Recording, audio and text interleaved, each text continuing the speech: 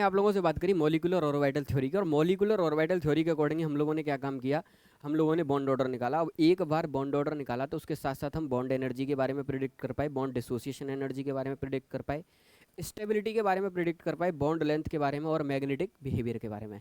पर जब भी मैंने तुमको मॉलिक्यूलर ऑर्बिटल थ्योरी पढ़ाई थी, मैंने स्टार्टिंग में एक पॉइंट लिखा था, it is valid for diatomic molecule. मतलब अगर वो मॉलिक्यूल जो डायटोमिक हैं, दो एटम से मिलकर बने हैं, चाहे फिर वो होमो हो चाहे हेट्रो हो, उन्हीं के लिए ये सारा सिस्टम वैलिड है, अदरवाइज और किसी केस में हम नहीं बता सकते। आज एक छोटी सी ट्रिक मैं आपको और सिखाता हूँ बॉन्ड ऑर्डर बताने की, कौन सी, नॉन डायटोमिक मॉलिक्यूल का। ठीक है, तो आज हमारी हेडिंग क्या है, bond order for non diatomic molecule, या कहूं तो मैं सीधा बोलो for polyatomic molecule.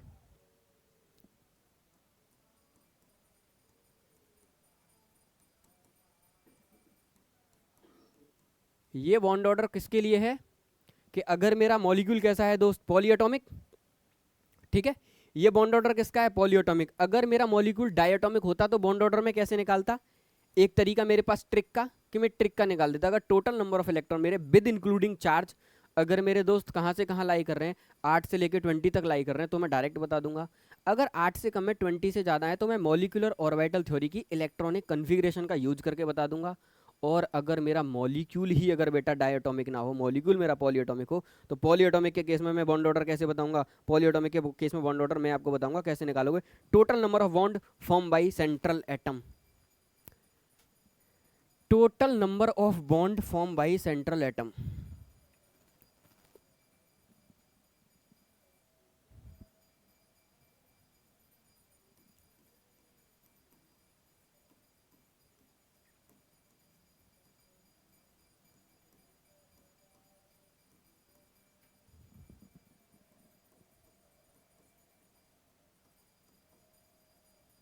Divided by total number of surrounding atom.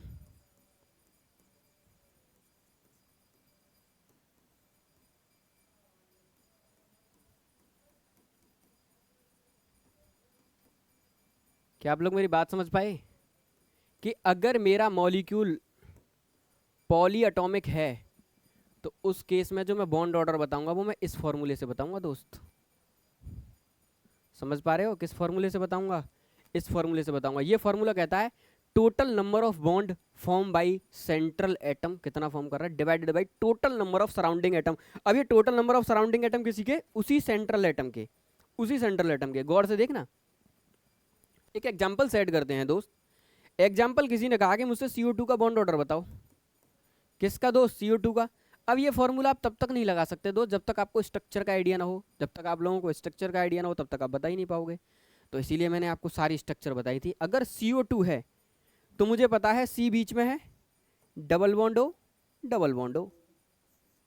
अब अगर मैं इस हिसाब से अगर इस मॉलिक्यूल का बॉन्ड ऑर्डर निकालूं, क्योंकि मुझे पता चल गया डायटोमिक तो है नहीं, ट्राइएटोमिक है, तो मैंने कहा total number of bond form by central atom, दो इधर दो इधर, कितने total number of bond form करे, 4। ये रहा तुम्हारा सेंटर का आइटम, डिवाइडेड बाई क्या हुआ, क्या लैग कर रहा है क्या,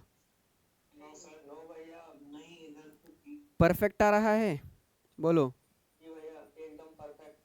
फिर क्यों दिक्कत ले रहे हो, हाँ नेटवर्क इशू हो रहा हो। Total number of bond form by central atom कितने, दो इधर मिला के 4। Total number of surrounding atom, एक ऑक्सीजन इधर है एक ऑक्सीजन उधर है, कितने total number of surrounding order, 2। Bond order बेटा कितना निकल के आ गया, 2। बोलो भाई, कौन कौन बच्चा है जो पकड़ पाया। ठीक, पॉलीएटॉमिक मॉलिक्यूल का बॉन्ड ऑर्डर निकाल रहा हूं मैं, डायटोमिक का नहीं निकाल रहा। अब डायटोमिक चला गया हमारा। किसी ने कहा भाई CO3 2- का बॉन्ड ऑर्डर बताओ।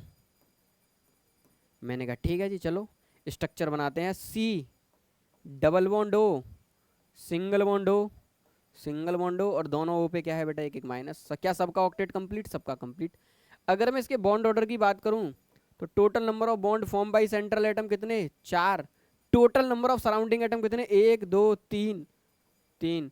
कितना आ गया, 1.333 dot dot dot dot dot. बोलो भाई, ये क्या निकल के आया, बॉन्ड ऑर्डर, बोलो।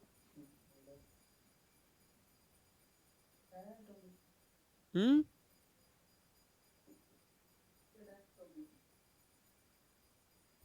आप लोग मेरी बातें समझ पा रहे हो सब लोग, मुझे बताओ। हम्म। हम्म। ठीक है। अब कोई बच्चा कह रहा होगा ये बॉन्ड ऑर्डर तो 1.333333 ऐसे कैसे आ रहा है। अगर आप गौर से देखो तो इस मॉलिक्यूल के अंदर रेजोनेंस है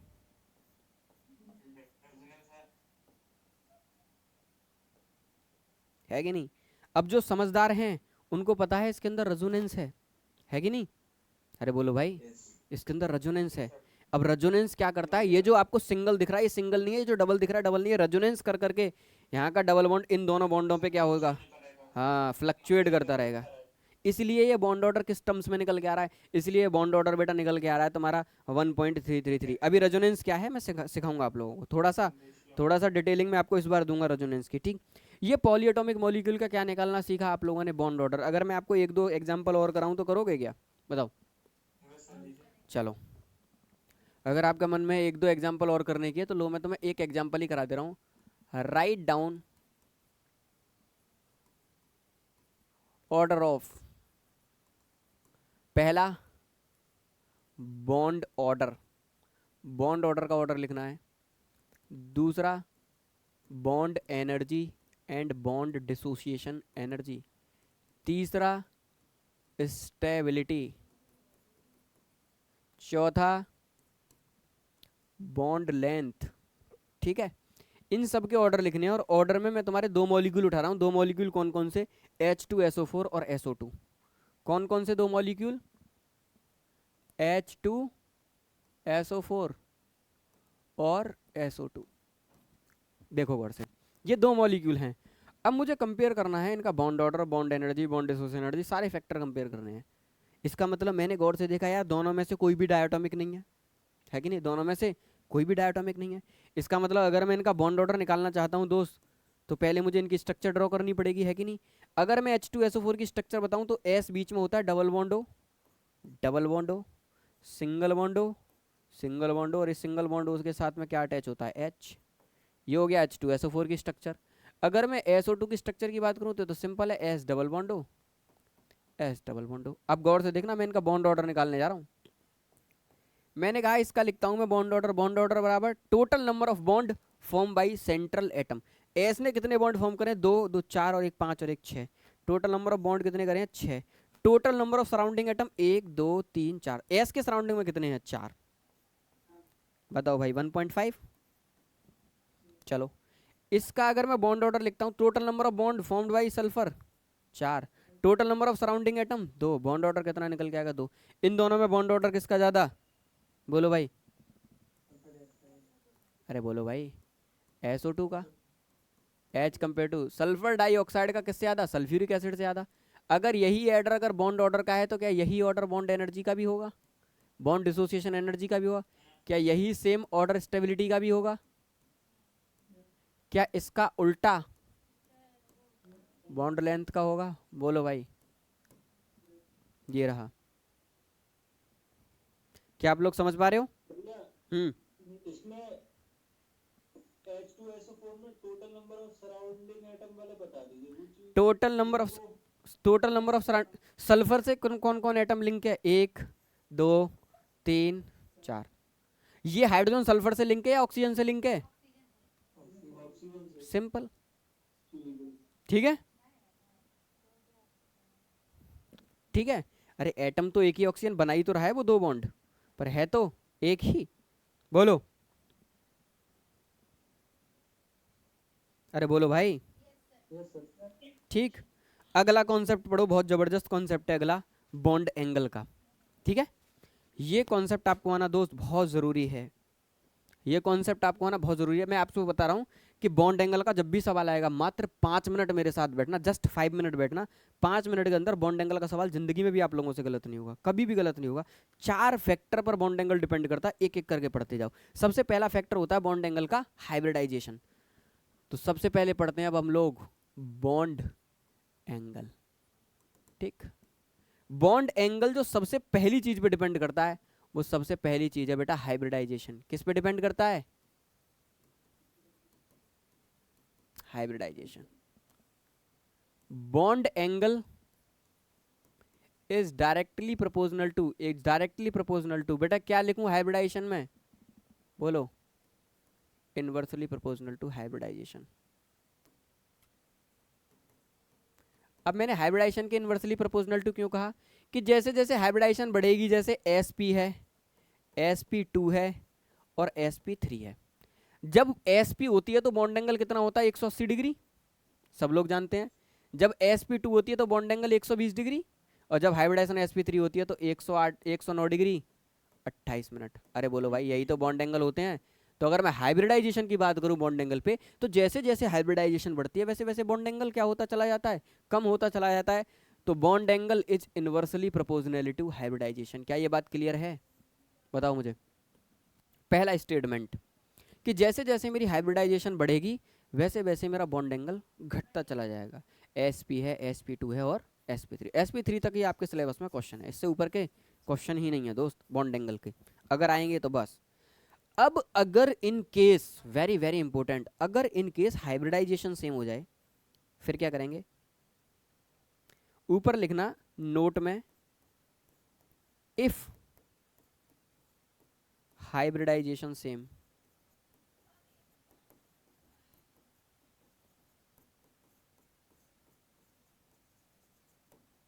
अगर हाइब्रिडाइजेशन सेम हो जाए तो दूसरा कौन सा फैक्टर है दोस्त जिस पर तुम्हारी हाइब्रिडाइजेशन डिपेंड करेगी? बोलो दूसरा।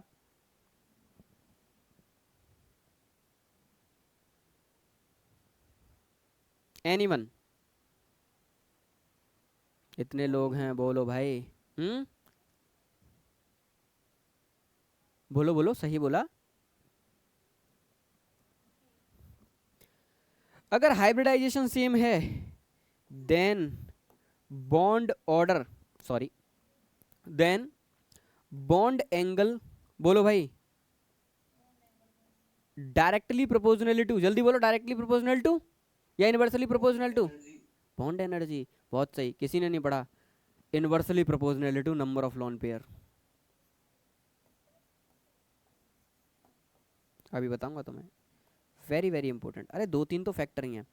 सबसे पहले आपका बॉन्ड एंगल डिपेंड करता है हाइब्रिडाइजेशन पर। अगर हाइब्रिडाइजेशन गलती से सेम हो जाए तो फिर वो डिपेंड करता है number of lone pair, central atom पे कितने लोन पेयर हैं। जिस पे जितने ज़्यादा लोन पेयर ज़्यादा, उसका बॉन्ड एंगल उतना ही कम। मैंने पढ़ा रखा था, जैसे जैसे लोन पेयर बढ़ते हैं बॉन्ड एंगल कितने डिग्री से कम हो जाता है? बोलो। 2.5 डिग्री से, वेरी गुड। 2.5 डिग्री। 2.5 डिग्री से कम होता है भाई। सो के आ रहे हो क्या आप लोग? अब गौर से देखना, पता चला हाइब्रिडाइजेशन भी सेम है, नंबर ऑफ लोन पेयर भी सेम है। अब बताओ साहिल, किस पे डिपेंड करेगा बॉन्ड एंगल? तीसरा factor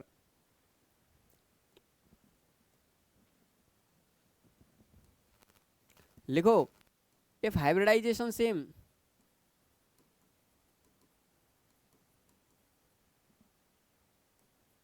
and number of lone pair are same, then bond angle depend upon, गौर से देखना, डिपेंड्स अपॉन। फिर उसके बाद बॉन्ड एंगल क्या करता है दोस्त? डिपेंड करता है। कैसे कैसे डिपेंड करता है? इलेक्ट्रोनेगेटिविटी ऑफ सराउंडिंग एटम और electronegativity of centre atom, very very important. Then bond angle, लिखना गौर से, then bond angle is directly proportional to electronegativity of central atom. पर पता चला सेंट्रल एटम भी सेम हो गए, देन बॉन्ड एंगल, इसी में लिख देता हूं, चौथा फैक्टर ये होता है कि सेंट्रल एटम के भी सेम हो गए तो inversely proportional to electronegativity of surrounding atom.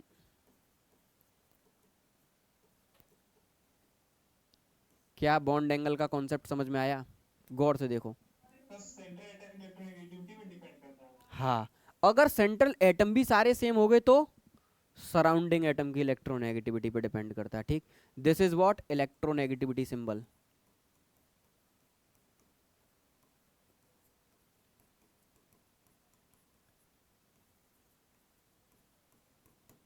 क्या मेरी बात समझ पा रहे हो? ठीक। अगर मेरी हाइब्रिडाइजेशन चेक करी, मुझे पता चला दो एटम जिनमें मुझे कंपेयर करना था दोनों की हाइब्रिडाइजेशन सेम है। फिर मैंने देखा कि यार लोन पेयर चेक करूं दोनों पे, पता चला लोन पेयर भी सेम है।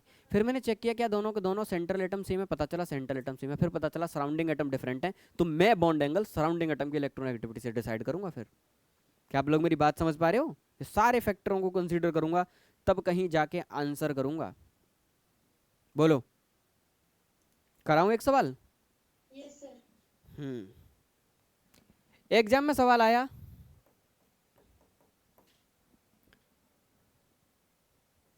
Compare bond angle, bond angle compare करना था NH3 एंड NF3। चलो भाई, NH3 और NF3 का मुझे बॉन्ड एंगल कंपेयर करने के लिए आया एग्जाम में। अगर तुम्हें इतना सा लेक्चर क्लियर है ना, बॉन्ड एंगल का सवाल जिंदगी में गलत नहीं होगा, फ्री के मार्क्स हैं, ये मान लेना। अब ये मार्क्स फ्री के हो गए आपके। मैंने गौर से देखा, मैंने कहा दोनों की स्ट्रक्चर ड्रॉ करते हैं। चलो, नाइट्रोजन पे कितने हाइड्रोजन? 3 है कि नहीं? और इसी नाइट्रोजन पे 3 फ्लोरीन। नाइट्रोजन के कितने बैलेंस इलेक्ट्रॉन होते हैं? 5। 3 बॉन्डिंग में पार्टिसिपेट करते हैं, 1 लोन पेयर, है कि नहीं? बहुत टाइम से तो मैं रटाता हुआ आ रहा हूं। अब आप लोग गौर से देखो, इसमें इस नाइट्रोजन की अगर मैं हाइब्रिडाइजेशन की बात करूं तो 3 sigma bond 1 lone pair. Steric number कितना हुआ? 4। स्टेरिक नंबर 4 पे हाइब्रिडाइजेशन कितनी होती है? sp3। अरे बोलो भाई, 3 sigma bond 1 lone pair, steric number 4, और स्टेरिक नंबर 4 पे हाइब्रिडाइजेशन होती है sp3। मैंने देखा दोनों में हाइब्रिडाइजेशन सेम है। देखो गौर से, क्या दोनों की हाइब्रिडाइजेशन सेम है? 3 sigma bond 1 lone pair, steric number 4। Steric number is nothing but number of sigma bond plus number of lone pair. मैंने कहा हाइब्रिडाइजेशन सेम है। अब दूसरा फैक्टर मैं जज करता हूं नंबर ऑफ लोन पेयर से। मैंने देखा दोनों पे लोन पेयर भी सेम है। गौर से देखो, hybridization same, number of lone pair same. तीसरे फैक्टर जाता हूं मैं सेंट्रल एटम की इलेक्ट्रोनेगेटिविटी पे। मैंने कहा दोनों नाइट्रोजन है, इलेक्ट्रोनेगेटिविटी भी सेम। अब जाऊंगा इलेक्ट्रोनेगेटिविटी ऑफ सराउंडिंग एटम पे। एक का सराउंडिंग एटम हाइड्रोजन है, एक का सराउंडिंग एटम फ्लोरीन है। इसका मतलब फ्लोरीन की इलेक्ट्रोनेगेटिविटी ज्यादा। और इलेक्ट्रोन सराउंडिंग एटम की इलेक्ट्रोनेगेटिविटी का बॉन्ड एंगल कैसा होता है? Inversely proportional to. मतलब अगर इसकी इलेक्ट्रोनेगेटिविटी ज्यादा, क्योंकि मुझे पता है इसकी इलेक्ट्रोनेगेटिविटी ज्यादा, इलेक्ट्रोनेगेटिविटी ज्यादा, तो इसका बॉन्ड एंगल क्या हो जाएगा? कम। अब अगर मुझसे कोई ये पूछे कि बॉन्ड एंगल का ऑर्डर बताओ, तो मैं क्या बताऊंगा बॉन्ड एंगल का ऑर्डर? कि भाई मेरे NH3 का बॉन्ड एंगल ज्यादा है NF3 से। बताओ हाँ या ना? Yes sir. क्या ये सारी बातें समझ में आई आप लोगों को? मैं अपने चौथे फैक्टर से इस सवाल को कर पाया, पहले फैक्टर से सवाल नहीं कर पाया। ठीक, बोलते जाओ, उतारो आगे बढ़ूं। डन भैया। Done, okay.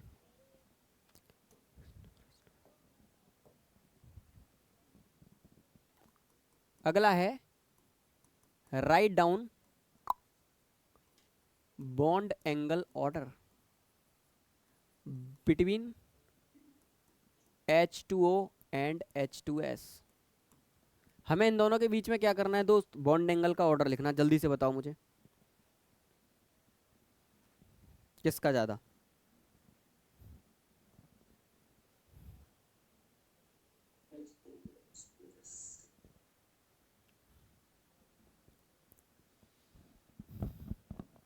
देखते हैं कौन आंसर बताता है पहले। H2O का ज्यादा होगा। H2O का ज्यादा होगा, ओके।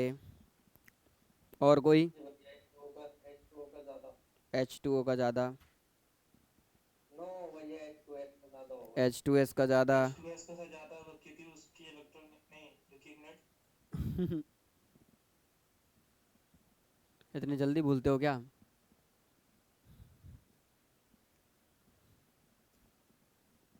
नो सर, H2O का ज्यादा क्योंकि इलेक्ट्रोनेगेटिविटी ऑक्सीजन और सल्फर में सल्फर की ज्यादा, ज्यादा होती है। सल्फर की ज्यादा। ये भैया, ऑक्सीजन की ज्यादा होती है, ऑक्सीजन की ज्यादा। बहुत पीटूंगा आप लोगों को अगर इलेक्ट्रोनेगेटिविटी में गड़बड़ करोगे। इतना डिटेल में पूरा इलेक्ट्रोनेगेटिविटी पढ़ाया मैंने। वो थर्ड पीरियड में हो जाएगा ना सर, सल्फर। इतना जल्दी लोग आप लोग साफ करने लगे। अबे सबसे ज्यादा पूरी पीरियोडिक टेबल में इलेक्ट्रोनेगेटिविटी फ्लोरीन की, देन ऑक्सीजन की। तो सोच रहे हो ऑक्सीजन और सल्फर में आप लोग?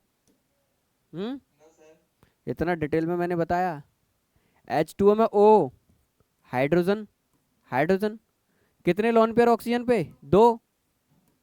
अरे 6 बैलेंस इलेक्ट्रॉन होते हैं। सल्फर में एक हाइड्रोजन, एक हाइड्रोजन, बैलेंस इलेक्ट्रॉन कितने? 2। 2 sigma bond, 2 lone pair, steric number 4 hybridization sp3। 2 sigma bond, 2 lone pair, steric number 4 hybridization sp3।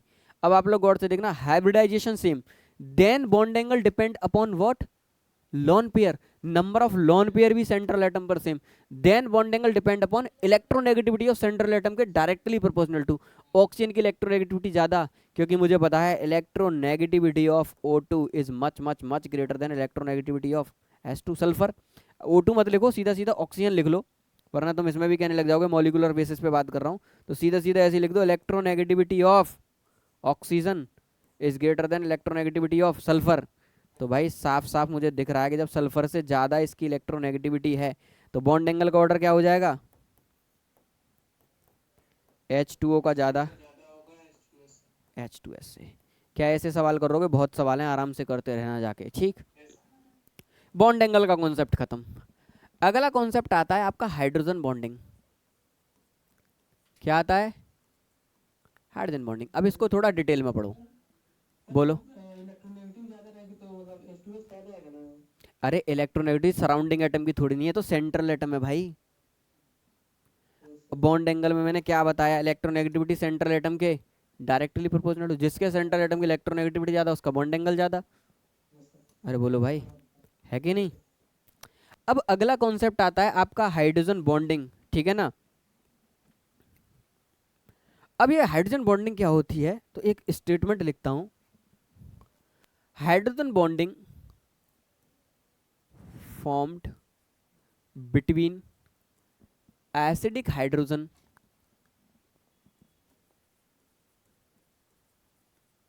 And electronegative element, या आप लिख सकते हो हाई इलेक्ट्रोनेगेटिव एलिमेंट।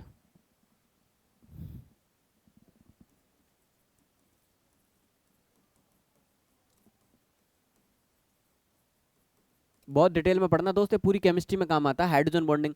आज जो मैं आपको पढ़ाऊंगा, अगर आपने पूरा लेक्चर कायदे के साथ पढ़ लिया तो पूरी ऑर्गेनिक केमिस्ट्री में जहां जहां हाइड्रोजन बॉन्डिंग का यूज होगा आपको प्रॉपर समझ में आएगा।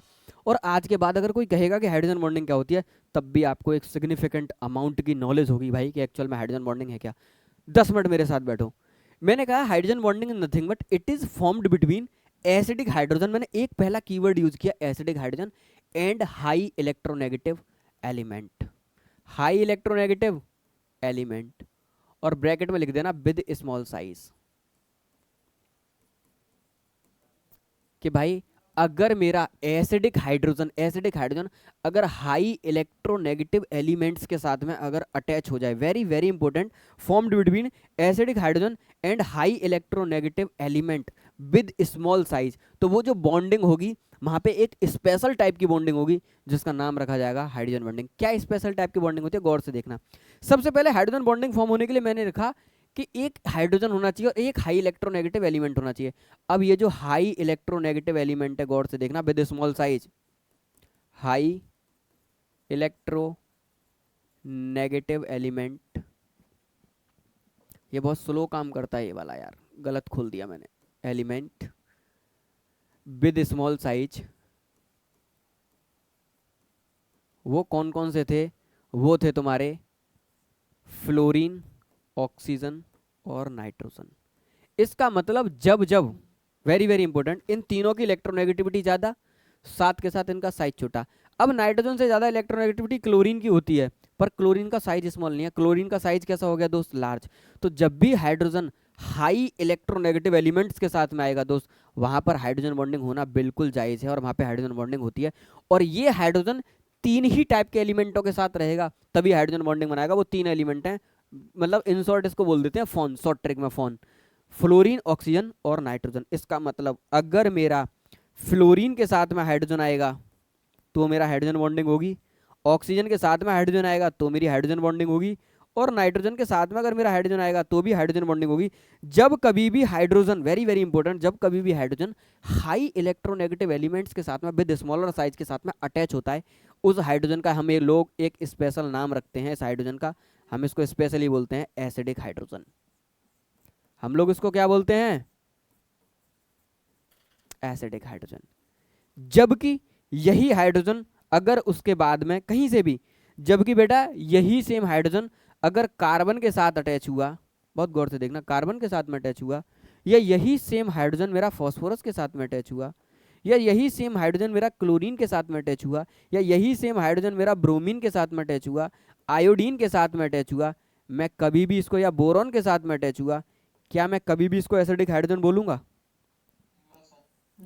बताओ, क्या कभी भी बोलूंगा? हमेशा मैं इसको क्या बोलूंगा? Non acidic hydrogen. हम्म, क्या कह रहे हो? जब जब मेरा हाइड्रोजन फ्लोरीन, ऑक्सीजन और नाइट्रोजन के साथ में आएगा, तब तब मैं क्या बोलूंगा उसको? Acidic hydrogen. अदरवाइज मैं हर केस में उसको क्या बोलूंगा? Non acidic hydrogen. क्या यहाँ तक की मेरी बात क्लियर है? जब जब ये हाई इलेक्ट्रोनेगेटिव एलिमेंट्स के साथ में अटैच होगा तो हम इसको एसिडिक हाइड्रोजन इसलिए बोल रहे हैं क्योंकि ये बॉन्ड हाई पोलर नेचर का हो गया। क्यों? फ्लोरीन की इलेक्ट्रोनेगेटिविटी बहुत ज़्यादा होती है, इस पर डेल्टा माइनस आएगा और इस पर एक अच्छे खासे अमाउंट का डेल्टा प्लस आ जाएगा। क्योंकि ऑक्सीजन की इलेक्ट्रोनेगेटिव अच्छी खासी होती है तो delta minus delta plus, nitrogen की भी इलेक्ट्रोनेगेटिविटी अच्छी खासी होती है, डेल्टा माइनस डेल्टा प्लस। तो सब पे कैसा चार्ज आ जाएगा? ये बॉन्ड हाई पोलर नेचर का होगा। कैसे नेचर का होगा? हाई पोलर नेचर का। क्यों? हाई इलेक्ट्रोनेगेटिव एलिमेंट के साथ में अटैच है भाई, तो इलेक्ट्रोनेगेटिविटी ज़्यादा, तो ज़्यादा खींचेंगे, ज़्यादा खींचेंगे तो ज़्यादा बड़ा पॉजिटिव इसके ऊपर क्या करेंगे? डेवलप। और अपने ऊपर क्या डेवलप करेंगे दोस्त? ज़्यादा नेगेटिव। अगर मैं इस एसिडिक हाइड्रोजन की स्ट्रेंथ का ऑर्डर भी कंपेयर करूँ, अगर मैं इस एसिडिक हाइड्रोजन की, पहले उतार लो यहाँ तक अगर किसी को उतारना हो, अगर मैं इस एसिडिक हाइड्रोजन की स्ट्रेंथ का ऑर्डर भी दोस्त कंपेयर करूं, अगर मेरा मन करे कि चलो इसकी स्ट्रेंथ कंपेयर करता हूं एसिडिक हाइड्रोजन की, तो कैसे कंपेयर करूंगा? तो जितने इलेक्ट्रोनेगेटिविटी ज्यादा रहेगी, हाँ, उसका ज्यादा रहेगी। उसका ज़्यादा रहेगा। स्ट्रेंथ ऑफ एसिडिक हाइड्रोजन, तो मुझे बोलने की ज़रूरत नहीं है। वो हाइड्रोजन दोस्त जो किसके साथ में अटैच है? बोलो। वो हाइड्रोजन जो फ्लोरीन के साथ में अटैच है वो ज़्यादा अच्छा एसिडिक हाइड्रोजन है एज कम्पेयर टू जो ऑक्सीजन के साथ में अटैच है, या एज कम्पेयर टू जो नाइट्रोजन के साथ में अटैच है। बोलो भाई, ये हाइड्रोजन की एसिडिक स्ट्रेंथ का ऑर्डर हो गया भाई कि जो फ्लोरीन जो ज़्यादा हाईएस्ट इलेक्ट्रोनेगेटिव के साथ में अटैच है वो ज़्यादा एसिडिक है, और जो नाइट्रोजन के साथ में है वो कम एसिडिक है। बोलो, क्या मेरी बात समझ पा रहे हो? Yes sir. है कि नहीं? बाकी सब क्या हो गए? नॉन एसिडिक, है कि नहीं? बाकी सब कैसे हो गए मेरे? Non acidic. क्या मेरी बातें समझ पा रहे हो आप लोग? है कि नहीं? अब गौर से देखना, अगर मैं आपसे कहूं कि इनके बीच में एसिडिक हाइड्रोजन क्यों नहीं बना, तो मुझे साफ साफ यार एक चीज़ समझ में आती है, इसलिए एसिडिक हाइड्रोजन नहीं बना क्योंकि यहाँ पे हाईएस्ट इलेक्ट्रोनेगेटिविटी का डिफरेंस ही नहीं है कोई, है कि नहीं? सबसे ज़्यादा इलेक्ट्रोनेगेटिविटी किनकी? इनकी। उसके बाद तो सबकी नॉर्मल, और सबकी नॉर्मल, तो यहाँ पे कोई बहुत बड़ा पॉजिटिव डेवलप ही नहीं हुआ। जब पॉजिटिव ही डेवलप नहीं हुआ तो हाई पोलर नेचर का बॉन्ड ही नहीं बना। जब बॉन्ड ही नहीं बना तो इसको मैंने एसिडिक हाइड्रोजन का नाम ही नहीं दिया। बोलो भाई, मैंने इसको एसिडिक हाइड्रोजन का नाम ही नहीं दिया। बोलो भाई, मैंने इसको कहीं पर भी बोला है कि ये एसिडिक हाइड्रोजन है? नो भैया। बोलो, क्या कहीं पर भी मैंने लिखा हो कि ये एसिडिक हाइड्रोजन है? बोलो। है कि नहीं? चलो, अब मैं आपको दिखाता हूं कि भाई एच बॉन्डिंग दो टाइप की होती है। अब यहां से मैं लिखूंगा, बेसिक हाइड्रोजन हो जाएगा। हाँ ये बिल्कुल बेसिक हाइड्रोजन है। अब सबसे पहले थोड़ा सा हाइड्रोजन बॉन्डिंग का मैं तुम्हें दिखाता हूँ कि होता कैसे है। जैसे मैंने एक सैंपल लिया NH3 का। किसका सैंपल लिया? एक जस्ट एक S3। एक जस्ट मैं एक बेसिक एनालिसिस कर रहा हूं। बोलो, है ना? एक जस्ट बेसिक एनालिसिस करते हैं, चलो समझते हैं चीज़ों को। बेसिक एनालिसिस, मैंने क्या काम किया दोस्त? एक NH3 का सैंपल लिया, मैंने कहा चलो देखते हैं यार NH3 कैसे है। तो मैंने देखा नाइट्रोजन है, उस नाइट्रोजन के बाहर 3 हाइड्रोजन है कि नहीं? और मुझे साथ के साथ बताया यार ये तीनों हाइड्रोजनों पे अच्छा खासा डेल्टा प्लस होगा क्योंकि हाईएस्ट इलेक्ट्रोनेगेटिव के साथ में। जब इन पर अच्छा खासा डेल्टा प्लस होगा तो इस 3 डेल्टा प्लस की वजह से क्या नाइट्रोजन पे बहुत बड़ा डेल्टा माइनस होगा? बोलो, ऑब्वियस सी बात है। अब सैंपल में अकेला एक NH3 तो होगा नहीं, बताओ मुझे। क्या सैंपल में अकेला एक NH3 होगा? ना, सैंपल में तो बहुत सारे NH3 होंगे, है कि नहीं? सैंपल में तो बहुत सारे NH3 होंगे। अरे बोलो, यस सर भैया। है कि नहीं? अब इन पर भी delta plus, delta plus, delta plus, और यहाँ पे डेल्टा माइनस। आप लोग गौर से देखना, मैंने देखा अगर एक डेल्टा प्लस एक डेल्टा माइनस के पास में आएगा तो क्या एक फोर्स ऑफ अट्रैक्शन फील करेगा? बोलो भाई, क्या कोई फोर्स ऑफ अट्रैक्शन फील करेगा? और करना भी चाहिए यार, है कि नहीं? अगर ये प्लस माइनस हैं तो क्या ये अपोजिट चार्ज है, तो भाई ऑब्वियस सी बात है मेरे हिसाब से इनको क्या फील करना चाहिए? अट्रैक्शन फील करना चाहिए, है कि नहीं? इसका मतलब इस पर भी डेल्टा प्लस होगा, इस पर भी डेल्टा प्लस होगा, इस पर भी डेल्टा प्लस होगा, इन सब की वजह से इस पर अच्छा खासा डेल्टा माइनस होगा। और अगर इन पर डेल्टा माइनस है तो इनके बीच में कुछ ना कुछ फोर्स ऑफ अट्रैक्शन रहा होगा। बोलो भाई, है कि नहीं? अब आप लोग गौर से देखो, एक NH3 के सैंपल में एक हाइड्रोजन की खुद से तो बॉन्डिंग थी ही थी, सिग्मा बॉन्ड जो भी थे, जो भी सिग्मा बॉन्ड थे वो तो एक्चुअल में थे ही थे। साथ के साथ इस चार्ज की वजह से एक एडिशनल बॉन्डिंग और आ गई। इस चार्ज की वजह से क्या आ गई? एक एडिशनल बॉन्डिंग और आ गई। इसी को मैंने नाम दिया हाइड्रोजन बॉन्ड। इसी को मैंने क्या नाम दिया? Hydrogen bond. बताओ, इस एडिशनल बॉन्डिंग को मैंने एक नाम दिया कि ये मेरी क्या है? हाइड्रोजन बॉन्डिंग है। क्यों? क्योंकि चार्ज के अट्रैक्शन से जो डेवलप हुई है, क्योंकि हाइड्रोजन की वजह से डेवलप हुई है। बना तो एक बॉन्ड है पर हाइड्रोजन की वजह से बना है, तो हमने इसका नाम रख दिया हाइड्रोजन बॉन्डिंग। बताओ भाई, क्या मेरी बात क्लियर है? क्या ये सब हाइड्रोजन बॉन्ड हैं? हाँ जी, बहुत सारे क्या बन गए? Hydrogen bond. अगर मैं आपसे ये कहूँ कि टाइप ऑफ हाइड्रोजन बॉन्ड कितने होते हैं, गौर से सुनना, टाइप ऑफ हाइड्रोजन बॉन्ड, तो पता चला दो टाइप के हाइड्रोजन बॉन्ड मैंने देखे गए। हाइड्रोजन बॉन्डिंग को दो पार्ट में क्या किया गया? कैटेगराइज किया गया। सबसे पहला टाइप किसका बना? बोलो। सबसे पहले पढ़ाता हूं मैं आपको, इंट्रामोलिक्यूलर हाइड्रोजन बॉन्डिंग। दो टाइप की हाइड्रोजन बॉन्डिंग होती है। और दूसरा इंटरमोलिक्यूलर। सबसे ज्यादा इफेक्टिव कौन सी होती है? ऊपर वाली, इंट्रा। हाँ, ठीक है। दो टाइप की हाइड्रोजन बॉन्डिंग होती है, एक आपकी इंट्रा और दूसरी आपकी इंटरमोलिकुलर हाइड्रोजन बॉन्डिंग। बहुत गौर से देखना, बहुत बेसिक सा डिफरेंस है दोनों में। अगर मेरी हाइड्रोजन बॉन्डिंग बनाने के लिए सबसे पहला डिस्कस करता हूं मैं आप लोगों के साथ में, सबसे पहला क्या है? इंट्रा। अब क्यों मैंने कहा इसको इंट्रामोलिकुलर एच बॉन्डिंग? गौर से देखना, अगर मैं बेंजीन का कोई भी डेरिवेटिव लेता हूं, कोई भी ले लो बेंजीन का, ये बेंजीन होती है, इस बात में किसी को कोई दिक्कत तो नहीं? ऐसा कोई बच्चा तो नहीं जिसको यही ना पता हो बेंजीन क्या होती है? मुझे बता देना अभी। हाँ, अगर ये गड़बड़ होगी, बेंजीन ही नहीं पता, तो फिर पढ़ाना ही पूरा लेक्चर ही बेकार हो जाएगा। ये बेंजीन है, ये बेंजीन है, और इस पर मैंने क्या लगा दिया? OH। क्या लगा दिया? OH। मैंने कहा था बेंजीन पे जब भी कोई ग्रुप लगे उसके रेस्पेक्ट में ये दोनों पोजीशन कौन सी होती हैं? ऑर्थो। ये मेटा, ये पैरा। अगर जो ऑर्थो पोजीशन है उस ऑर्थो पोजीशन पे लगा दिया मैंने NO2। क्या लगा दिया ऑर्थो पोजीशन पर? NO2। पहले, है कि नहीं? मैंने क्या निकाल, क्या लगा दिया यहाँ पे? NO2। मैंने लगा दिया यहाँ पे NO2। अब एक बच्चे ने इसका नाम लिया, ऑर्थो पोजीशन पे क्या लगाया? Nitro group. ऑर्थो पोजीशन पे क्या लगा हुआ है? ऑर्थो पोजीशन पे क्या लगा हुआ है? नाइट्रो। तो ऑर्थो नाइट्रो। और बेंजीन रिंग पर अगर OH आ जाए तो इसको हम लोग क्या पढ़ते हैं? फिनॉल। अरे बोलो भाई, यही तो फिनॉल होती है। सिंपल बेंजीन रिंग पे क्या आ जाए? OH। इसको मैं क्या कहता हूँ? फिनॉल। तो इसका नाम क्या हो गया? ऑर्थो पे नाइट्रो, तो ऑर्थो नाइट्रो फिनॉल। अब आप अगर गौर से इस ऑर्थो नाइट्रो को एनालाइज करो, ऑर्थो नाइट्रो फिनॉल को अगर आप लोग क्या करो? एनालाइज करो, तो आपको एक चीज यहाँ पे साफ साफ दिखेगी यार, कि जब मैं ऑर्थो नाइट्रो फिनॉल को डिटेल में थोड़ा सा ओपन करके अगर एनालाइज करूंगा तो मुझे दिखेगा कि इसको अपने जैसे दूसरे मॉलिक्यूल की जरूरत ही नहीं है हाइड्रोजन बॉन्डिंग के लिए। इसको अपने जैसे दूसरे मॉलिक्यूल की जरूरत ही नहीं है दोस्त। देखो, एक ऑक्सीजन, एक हाइड्रोजन। ऑक्सीजन और हाइड्रोजन जब भी होगा तब हमेशा डेल्टा प्लस और डेल्टा माइनस आएगा। बोलो हाँ या ना? अब नाइट्रो में मैंने बनाया N, N पर क्या लगा हुआ है? Double bond O। अरे बोलो भाई, डबल बॉन्ड O। ऑक्सीजन और नाइट्रोजन में किसकी इलेक्ट्रोनेगेटिविटी ज्यादा? बोलो भाई, ऑक्सीजन की इलेक्ट्रॉन। तो क्या ऑक्सीजन पे डेल्टा माइनस और नाइट्रोजन पे डेल्टा प्लस, और फिर दोबारा से नाइट्रोजन पे डेल्टा प्लस और इस पे डेल्टा माइनस।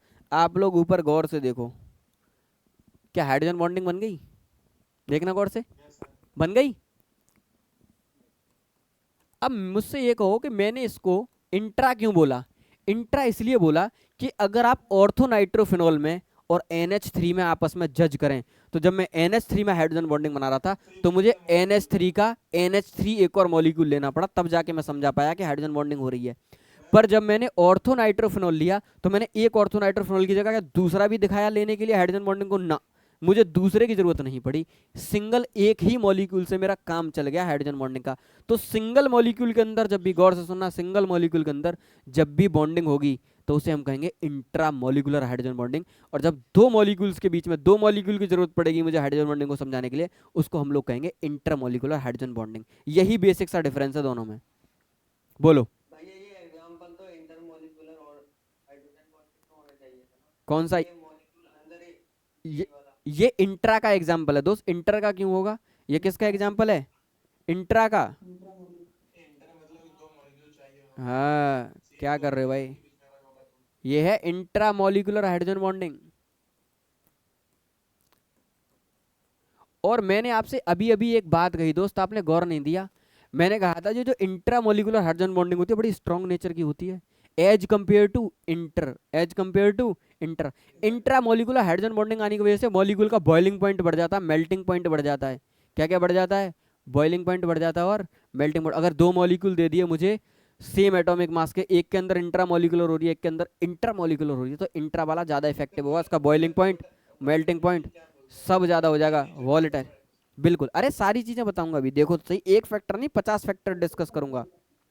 अब बढ़ते जाओ आगे, सारे फैक्टर डिस्कस करूंगा, ये किन किन फैक्टरों को तुम्हारे को हार्म करेगा, एसिडिक नेचर को क्या हार्म करेगा, बॉइलिंग नेचर को क्या, मोबिलिटी को क्या हार्म करेगा, वॉलेटाइल नेचर को क्या हार्म करेगा, वेपर प्रेशर को क्या हार्म करेगा, सारे फैक्टर लूंगा अभी। देखो पहले ये तो मुझे बताओ, क्या इंट्रामोलिकुलर और इंटरमोलिकुलर को आप लोग समझ पाए? Yes sir. तो ये किसका एग्जाम्पल है? ये जो मैंने एनालिसिस किया था ये किसका एग्जाम्पल है? इंटरमोलिकुलर का। कौन सा है? इंटर का। और अभी जो मैंने बताया है ऑर्थोनाइट्रोफिनॉल, ये किसका था? वो किसका था दोस्त? इंट्रा। इसका मतलब अगर मुझसे कोई कहता कि भैया इंटरमोलिकुलर कौन का एग्जाम्पल कौन सा है इंटरमोलिकुलर हाइड्रोजन बॉन्डिंग का, तो इंटरमोलिकुलर हाइड्रोजन बॉन्डिंग का एग्जाम्पल आप लोगों को पता चल गया क्या है? सीधा सीधा NH3। अरे बोलो भाई, क्या है? NH3 है कि नहीं? NH3, अरे कोई भी ले लो, अब आप HF ले लो, HCl ले लो, NH3 है, HF है, HCl है, अरे बोलना HBr है, सही है? पागल हो गए हो क्या? केवल HF है। हम्म, साइज चाहिए होती है। ठीक। और साथ के साथ एक और बहुत बेहतरीन वाटर है, बोलो H2O। ये सात तीनों एग्जाम्पल बेटा किसके हैं? इंटरमोलिकुलर हाइड्रोजन बॉन्डिंग के। किसी को भी उठा के देख लो। अगर मैं आपसे कहता हूँ कि मेरे पास में एक HF का सैंपल है तो मुझे पता है यहाँ पर क्या है, डेल्टा माइनस, और यहाँ पे क्या है, डेल्टा प्लस। अगर मैं दूसरा एक HF का सैंपल ले लूँ तो यहाँ पे क्या आएगा, डेल्टा प्लस, और यहाँ पे क्या आएगा, डेल्टा माइनस। आप गौर से देखो दोनों के बीच में क्या बन गया, एक फोर्स ऑफ अट्रैक्शन बन गया। क्या हाइड्रोजन बॉन्डिंग बन गई? क्या ऐसे ही हाइड्रोजन बॉन्डिंग बनती चली जाएगी? अरे बोलो भाई, बनती चली जाएगी या नहीं? तो हाइड्रोजन बॉन्डिंग आने की वजह से क्या एक एडिशनल बॉन्डिंग आ गई, तो क्या मॉलिक्यूल और स्ट्रांग हो गया? अरे कुछ तो फर्क डालेगा, बोलो भाई, कुछ तो फर्क डालेगा। ये सारी बॉन्डिंग कौन सी है बेटा? Intermolecular, intermolecular. ठीक है? क्या मैं melting point, boiling point high हो जाए। अब सब बताऊंगा, तो मैं टेंशन मत लो, तो सोचने की जरूरत नहीं पड़ेगी, तो मैं सारी चीजें लिखाऊंगा। यहाँ तक की बात बताओ, क्या तुम्हें क्लियर है आप लोगों को? ये सारी चीजें देखो, क्या आप लोगों को समझ में आ रहा है कि मैं करा क्या रहा हूँ? तभी तो मैं आपको कुछ बताऊंगा। बोलो। यस सर, क्लियर है भैया। ठीक। ये सारी चीजें क्या करेंगी, इंटरमोलिकुलर और इंट्रामोलिकुलर को डिसाइड करेंगी। अब हम एक चीज बनाएंगे और उसी से सारी चीजें जज करेंगे। अब हम करेंगे क्या, एप्लीकेशन ऑफ,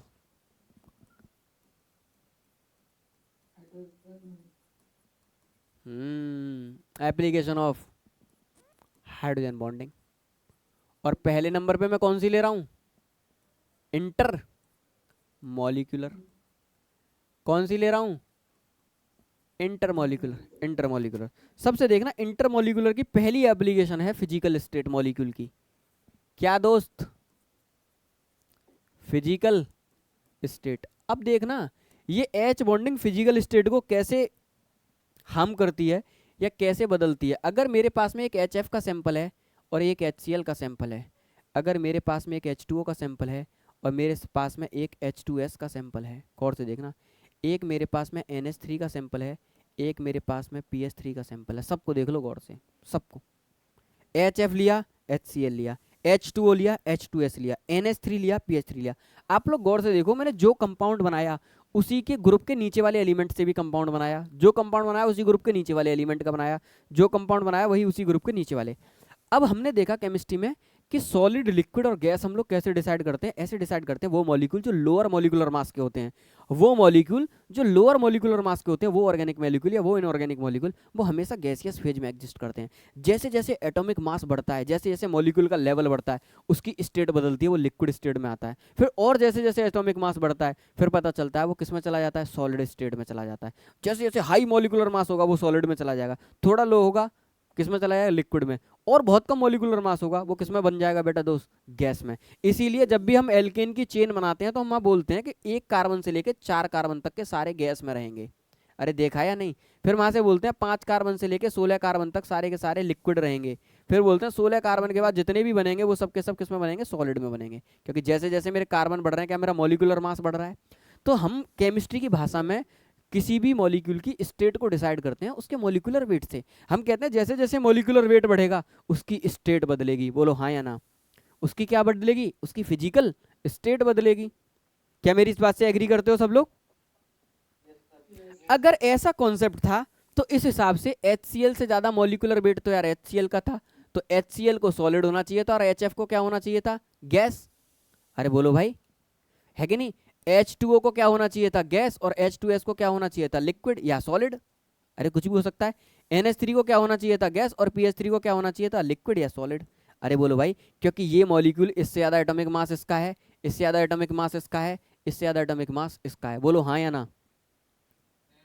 पर इसका पर इसका जस्ट उल्टा हुआ, पर इसका जस्ट उल्टा हुआ। सोचा तो मैंने ऐसे ही कि कुछ ऐसा होना चाहिए था, पर दोस्त इसका जस्ट उल्टा हो गया, इसका जस्ट उल्टा हो गया। पता चला कि ये तो साला लिक्विड और सॉलिड में आ गया। बहुत गौर से देखना, पता चला ये मेरा किस में आ गया, लिक्विड में और सॉलिड में।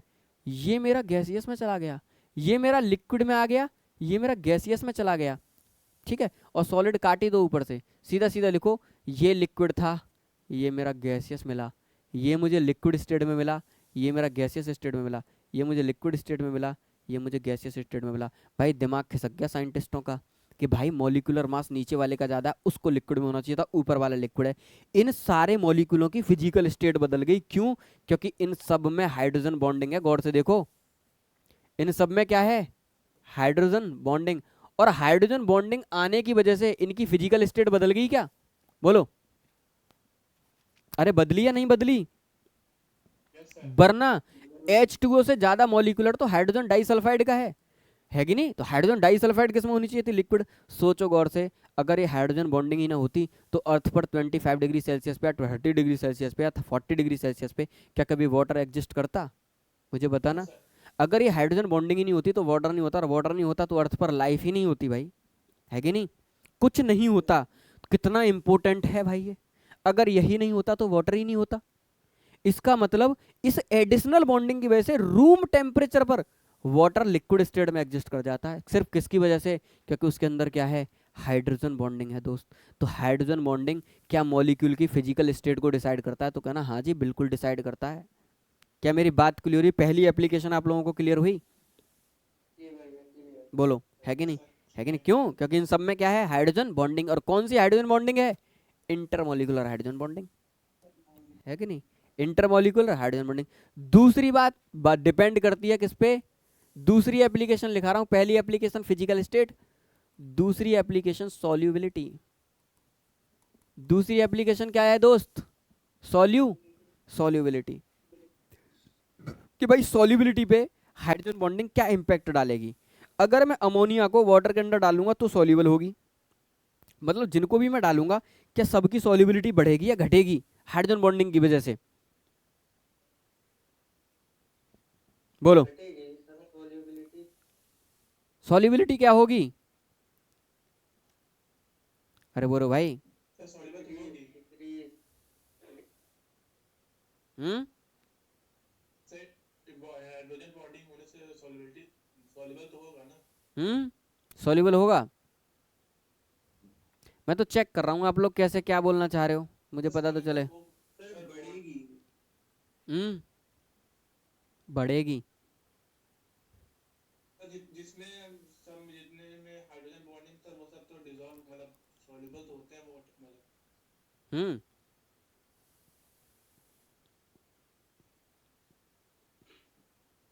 सॉल्युबल तो सब होंगे। एक बच्चा कह रहा है अबरार मैसेज में डिक्रीज करेगी। Very good. What about? Decrease करेगी डिक्रीज सर नो आइडिया बता दीजिए। No idea. ओके, मतलब तुम लोगों ने दिमाग लगाया, अच्छी बात है। कुछ ने डिक्रीज बोला, कुछ ने इंक्रीज बोला। अब जिसने डिक्रीज बोला वो अपना माइक अनम्यूट करके एक्सप्लेन करे, क्योंकि सॉल्युबिलिटी डिक्रीज करेगी। तो आंसर तो दो ही थे, या तो डिक्रीज या इंक्रीज। अब जिसने डिक्रीज बोला वो एक लाइन बताए क्यों बोला डिक्रीज करेगी। हाइड्रोजन की हाइड्रोजन बॉन्डिंग की वजह से उनमें अट्रैक्शन फोर्स ज्यादा होगा, तो इसलिए वो दूसरों को लिक्विड के साथ एकदम घुल मिल नहीं पाएंगे। खुल मिल नहीं पाएंगे। हम्म। एक रीजन कह सकते हो तुम ये वाला। अरे गौर से देखो, जो हाइड्रोजन बॉन्डिंग के जो पोलर बॉन्ड हैं, अगर मॉलिक्यूल, मैंने पहले ही कह दिया इंटरमॉलिक्यूलर हाइड्रोजन बॉन्डिंग की बात कर रहा हूँ, तो ये जो अमोनिया है यार, ये ऑलरेडी दूसरे अमोनिया के साथ में लिंक है ना पहले से ही। अरे बोलो भाई, ये पहले से ही क्या दूसरे अमोनिया के साथ में लिंक है? नो डाउट वाटर में सॉल्युबल होगी, मैं मना नहीं कर रहा, पर सॉल्युबिलिटी तो डिक्रीज करेगी ना, क्योंकि ऑलरेडी वो किसके साथ में लिंक है? हाइड्रोजन बॉन्ड हाइड्रोजन बॉन्डिंग की वजह से अपने ही मॉलिक्यूलों के साथ में जब ये सारे लिंक हैं, जब ये खुद से ही खुश हैं, तो इन्हें दूसरों की तो कोई ज़रूरत ही नहीं है दोस्त, है कि नहीं? ये क्या है, डेल्टा प्लस, है कि नहीं?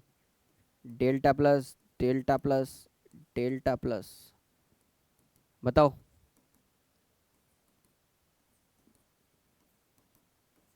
है कि नहीं? और साथ के साथ नाइट्रोजन पे क्या है? Delta minus. अरे बोलो भाई, इस हिसाब से इनके बीच में ये जो बॉन्ड बन रहा है, क्या ये हाइड्रोजन बॉन्ड बन रहा है? बोलो भाई, बोलो, क्या ये हाइड्रोजन बॉन्ड बन रहे हैं सारे के सारे? तो अगर हाइड्रोजन बॉन्डिंग बन गई इनके, अगर इनके चार्ज पहले से ही अट्रैक्ट हैं, तो अगर जो वाटर में जो ऑक्सीजन इनको सॉल्व करने के लिए जो नेगेटिव और पॉजिटिव लेके आ रहा है, जो नेगेटिव और पॉजिटिव लेके आ रहा है, ये तो ऑलरेडी अपने नेगेटिव पॉजिटिव से खुश हैं, तो इसके साथ क्या करेंगे, कम इंटरेक्ट करेंगे। क्या करेंगे? कम इंटरेक्ट करेंगे, क्योंकि अपने ही नाइट्रोजन के सैंपल में अमोनिया के में अपने अमोनिया मॉलिक्यूल ज़्यादा है, तो सॉल्युबिलिटी क्या करेगी दोस्त? डिक्रीज करेगी। सॉल्युबिलिटी क्या करेगी? डिक्रीज करेगी। बहुत गौर से सुनना, पूरी सॉल्युबिलिटी क्या कर जाएगी? डिक्रीज कर जाएगी आप लोगों की। ठीक है? अरे बोलो। डिसॉल्व तो हो जाता है ना। हाँ, डिजोल्व हो जाता है, पर अब आप लोग कह रहे होगे कि सॉल्युबिलिटी डिक्रीज इंक्रीज। अभी मैंने कोई स्टेटमेंट नहीं लिखा, मैंने केवल बना के दिखाया। केवल क्या करके दिखाया? बना के। मैं साथ के साथ ये भी जानता हूँ कि जो अमोनिया मॉलिक्यूल होगा, सिंपल गौर से देखना, ये तो मैंने बताया कि हल्का सा कम रहेगी, पर क्या सॉल्युबल नहीं होते? अरे बहुत बेहतरीन सॉल्युबल होते हैं। जिन जिन मॉलिक्यूलों के अंदर हाइड्रोजन बॉन्डिंग होती है, चाहे इंट्रा हो चाहे इंटर हो, बहुत बढ़िया वाटर सॉल्युबल होते हैं, बहुत बढ़िया वाटर सॉल्युबल होते हैं। आप एल्कोहल को उठाइए ना, अमोनिया तो मैंने आपको जस्ट बना के दिखाया, जस्ट बना के दिखाया, इसीलिए मैंने बनाने के दौरान ऊपर कोई भी स्टेटमेंट नहीं लिखा। अभी मैंने कोई भी स्टेटमेंट नहीं लिखा, गौर से देखना। अगर मैं कह रहा हूँ ये मेरा एल्कोहल है, तो वह बहुत बेहतरीन वाटर सॉल्युबल है भाई, बहुत बेहतरीन वाटर सॉल्युबल है। बोलो हाँ या ना, बोलो। Yes sir. अब ये वाली बात आप बहुत जल्दी समझ गए। हम्म ये तो आप एक लाइन में समझ गए एल्कोहल, क्योंकि ये हम जनरली देखते हैं, है कि नहीं? क्या बन गई? हाइड्रोजन बॉन्डिंग बन गई, देख लो गौर से। और ये एक एल्कोहल है, क्योंकि एल्कोहल अच्छे खासे वाटर सॉल्युबल होते हैं। हम लोग जानते हैं कि एल्कोहल कैसा है मेरा, वाटर सॉल्युबल। अरे बोलो भाई, है कि नहीं? Yes sir. Yes sir. तो अब कंपेयर किस में कर रहा हूं मैं, सॉल्युबिलिटी ज्यादा या कम है? अब मैं कंपेयर कर रहा हूं कि अगर मॉलिक्यूल के अंदर हाइड्रोजन बॉन्डिंग है, अगर वो इंटरमॉलिक्यूलर है या इंट्रामॉलिक्यूलर है, तो किसकी सॉल्युबिलिटी ज्यादा होगी? तो जिनमें इंट्रामोलिकुलर होती है उनकी solubility as compare to intermolecular से ज़्यादा होती है। जबकि अगर किसी भी कंपाउंड के अंदर अगर हाइड्रोजन बॉन्डिंग आ रही है 100% वो अच्छा क्या होगा, वाटर सॉल्युबल होगा। 100% क्या होगा, अच्छा वाटर सॉल्युबल होगा। पर इंट्रा और इंटर में कंपेयर करूँ तो किसका ज़्यादा होगा, इंट्रा का ज़्यादा होगा, इंट्रा का ज़्यादा होगा। तो आप लोग गौर से देखना। तीसरी एप्लीकेशन करते हैं कंपाउंड के फ्लो नेचर की। अब मैं देखना यहाँ से पूरा एक चार्ट बना के दे देता हूँ आपको फ्लो, कि भाई फ्लो क्या क्या होगा, फ्लो कैसा होगा। फ्लो का मतलब क्या, फ्लो से बहुत सारी चीजें हैं। फ्लो का मतलब होता है अगर फ्लो करेगा तो कंडक्टिविटी बढ़ेगी, बोलो भाई है कि नहीं। अगर फ्लो करेगा तो क्या कंडक्टिविटी बढ़ेगी या नहीं बढ़ेगी। फ्लो कर रहा है इसका मतलब उसकी मोबिलिटी ज्यादा है। सर अरे विस्कोसिटी पे भी असर करेगा। बता तो रहा हूँ, अगर फ्लो कर रहा है, अगर चार्ज के साथ फ्लो कर रहा है तो कंडक्शन कर रहा है मॉलिक्यूल, है कि नहीं। क्या कर रहा है, इलेक्ट्रिसिटी कंडक्ट कर रहा है। चार्ज के मूवमेंट से ही तो इलेक्ट्रिसिटी क्या होती है, प्रोड्यूस होती है, इलेक्ट्रॉन के मूवमेंट से। इसका मतलब उसकी मोबिलिटी ज़्यादा है, इसका मतलब उसकी वॉलेटाइल नेचर ज़्यादा है। देखते जाना, अभी मैं लिख रहा हूँ।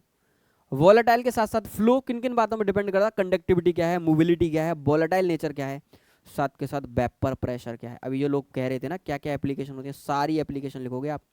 वेपर प्रेशर क्या है, सही है या नहीं। ये सारी चीजें, ये सारी चीजें जितनी भी मैं लिख रहा हूँ, फ्लो लिख रहा हूँ, ये सारी चीजें लिख रहा हूँ, ये सब सब की सब डायरेक्टली प्रोपोर्शनल टू है। या अगर मैं इंट्रामोलिकुलर के केस में बात करूं, अगर मैं पहले आपको सारी लिख देता हूं। साथ के साथ नीचे मैं मेल्टिंग पॉइंट के बारे में भी बात करूंगा, बोलो।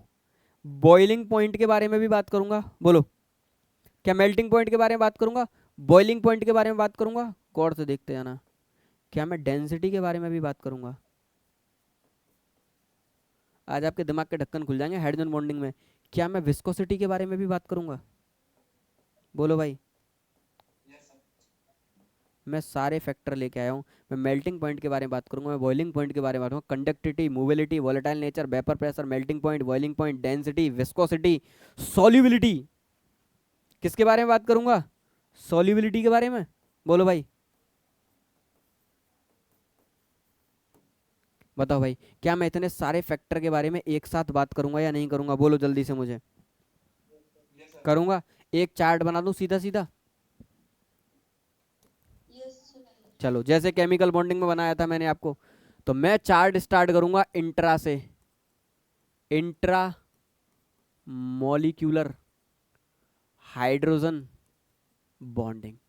कि भाई अगर मेरे मॉलिक्यूल में इंट्रा मॉलिक्यूलर हाइड्रोजन बॉन्डिंग हो रही है तो इन सारी प्रॉपर्टीज में से किस प्रॉपर्टीज के डायरेक्टली प्रोपोर्शनल होगा मेरा इंट्रा मॉलिक्यूलर हाइड्रोजन बॉन्डिंग। ये जस्ट ए कॉमन सेंस से आंसर देना मुझे। सॉल्युबिलिटी पे क्या फर्क पड़ेगा, सर सॉल्युबिलिटी बढ़ेगी।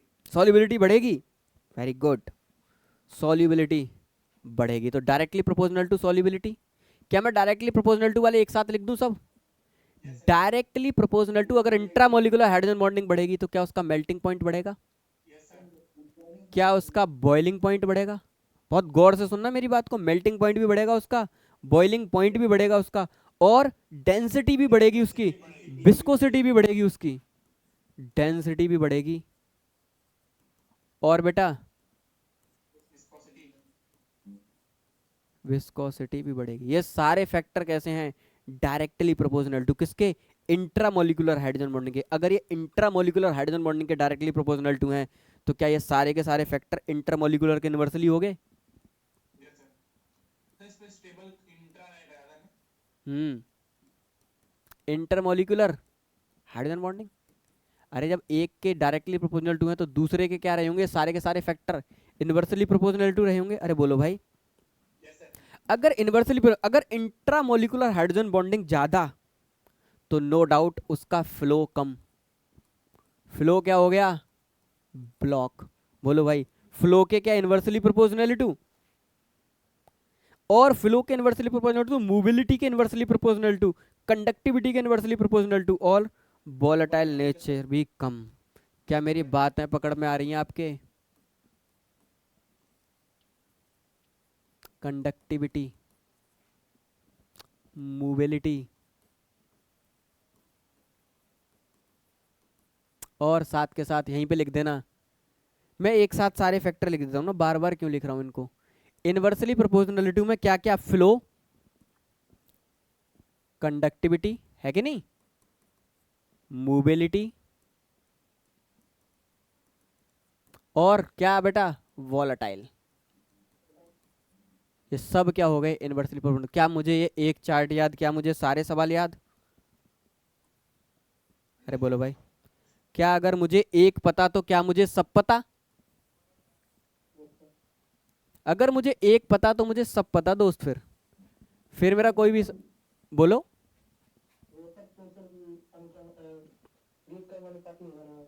हम्म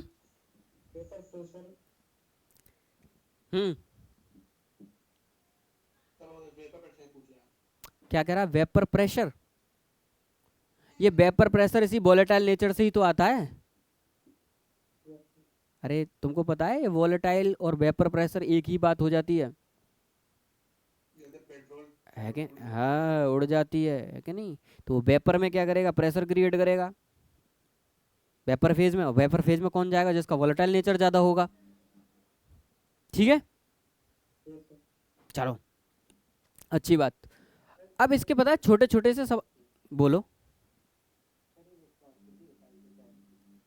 विस्कोसिटी कुछ नहीं होती दोस्त, अगर मैं तुम्हें बताऊं। अगर तुम वाटर को और शहद को देखो, ठीक है, नहीं हनी देखा है ना, वाटर और हनी को आपस में कंपेयर करो, तो तुम मुझे बताओ कौन ज्यादा गाढ़ा गाढ़ा टाइप का है? शहद। तो उसको कहते हैं हनी ज्यादा विस्कस है as compare to water, as compare to water. तो ये होता है उसकी लिक्विड स्टेट में उसका नेचर कैसा है। अगर उसकी लेयर्स के बीच में फ्रिक्शन बहुत ज़्यादा है, जैसे शहद में बहुत ज़्यादा, आप लुढ़काओगे जल्दी नहीं, अगर एक गिलास पानी ऐसे करोगे तो पूरा गिर जाएगा बहुत जल्दी, क्योंकि उसकी लेयर्स के बीच में अट्रैक्टिव फोर्स कम है, उसमें फ्रिक्शन फोर्स ऐड हो जाता है। क्या मेरी बातें पकड़ पा रहे हो? तो ये सब कैसी, तो ये सब किसकी एप्लीकेशन बन जाती हैं, हाइड्रोजन बॉन्डिंग की, है कि नहीं? अरे बोलो भाई, क्या मेरी बात में पकड़ पा रहे हो? ये तो सब हो गया हाइड्रोजन बॉन्डिंग। अब लास्ट जाते जाते वॉन्डरवाल फोर्स ऑफ अट्रैक्शन पे बात कर लूं, लास्ट आर्टिकल। अब हमारा लास्ट लास्ट टॉपिक है, बोलो। हाँ, वॉन्डरवॉल्स फोर्स ऑफ अट्रैक्शन। अब ये तो वो फोर्स ऑफ अट्रैक्शन है जो कभी भी मतलब ज़्यादा लाइटली नहीं लिया जाता, पर कभी कभी सवाल ऐसे हो जाते हैं जो इसी से सॉल्व होते हैं, जो कभी कभी सवाल ऐसे आ जाते हैं जो इसी से सॉल्व होते हैं। अगर मैं वंडरवाल फोर्स ऑफ अट्रैक्शन की बात करूं तो इसको क्या लिखूं, जस्ट लाइक ग्रेविटेशनल फोर्स। बोलो भाई, just like gravitational force. Gravitational force किसकी वजह से, माइक बंद करो। ग्रेविटेशनल फोर्स किसकी वजह से होता है, मासेस की वजह से। तो ये भी किसकी वजह से है, मासेस की वजह से। तो जो वंडरवाल फोर्स ऑफ अट्रैक्शन है वो दोनों मॉलिक्यूलों के मासेस का मल्टीप्लाई डिवाइडेड बाई दोनों के बीच की डिस्टेंस का स्क्वायर। ये बिल्कुल ऐसा ही है, इसी को कहते हैं हम लोग वंडरवाल फोर्स ऑफ अट्रैक्शन। हमको पता है इनर्ट गैस में जो मॉलिक्यूल हैं भाई उनके बीच में कोई बॉन्ड तो है ही नहीं, तो हम कहते हैं जो मासेज की वजह से अट्रैक्शन होगा वही उसके बीच का क्या है, वंडरवाल फोर्स ऑफ अट्रैक्शन। तो वे क्या है, जस्ट लाइक आपका ग्रेविटेशनल फोर्स। क्या मेरी बात है? क्योंकि ग्रेविटेशनल फोर्स है तो कैसे नेचर का है, अट्रैक्टिव नेचर का। ग्रेविटेशनल फोर्स रिपल्सिव नेचर का तो होता नहीं है कि नहीं?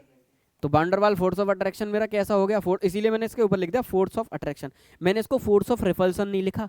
और ये फोर्स किसकी वजह से आता है बेटा, एक्ट बिकॉज ऑफ, हाँ, बिकॉज ऑफ मासेस। तो भैया जो मास जिसका ज्यादा होगा वो कम मास वाले को अट्रैक्ट करेगा। ऑब्वियस सी बात है भाई, हमारा पूरा सोलर सिस्टम इसी पे काम है। पर जब छोटे छोटे मॉलिक्यूलों के बीच में से निकालते हैं ना तो ये फोर्स नेग्लिजिबल आता है। अब तुम लोग मेरे पास आके खड़े हो जाओ तो क्या मेरी तरफ खिंचाओगे? नहीं। आप लोग वैल्यू डाल के ना देखो ना, जी की वैल्यू जब आप डालोगे इस फॉर्मूले में तो इतना नेग्लिजिबल फोर्स आएगा कि आपको पता ही नहीं चलेगा। लेकिन जहां पर आप अर्थ और सन का मास डालोगे तो ये फोर्स एक सिग्निफिकेंट अमाउंट का फोर्स निकल के आएगा, हमेशा एक्ट करता है। पर कब कंसीडर किया जाता है, जब इसकी वैल्यू कंसीडरेबल हो। अब इसकी वैल्यू कंसीडरेबल कब होती है, जब आप सोलर सिस्टम पे इस फोर्स को अप्लाई करते हो। हमारा पूरा सोलर सिस्टम स्टेबल ही किसकी वजह से, ग्रेविटेशनल फोर्स की वजह से। अरे अर्थ अगर सन के चारों तरफ चक्कर लगा रही है तो क्यों लगा रही है, बताओ मुझे? अरे ग्रेविटेशनल फोर्स की वजह से चक्कर लगा रही है। अरे बोलो भाई, अदरवाइज तो चक्कर ही नहीं लगाती। अरे बोलो, बोलो भाई, बोलो।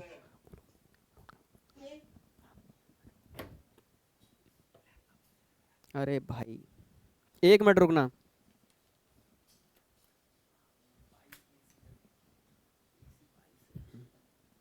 तो ये अगर अगर ग्रेविटेशनल फोर्स ही नहीं होता तो ये तो स्टेबल ही नहीं होते, बोलो है कि नहीं? पूरा सॉल ये पू- घूम घूम कैसे जाती है? अरे यार ये सारी चीजें अब मैं तुमको पढ़ाऊंगा, ये सारी चीजें तो आप संदीप सर से बात करना ना।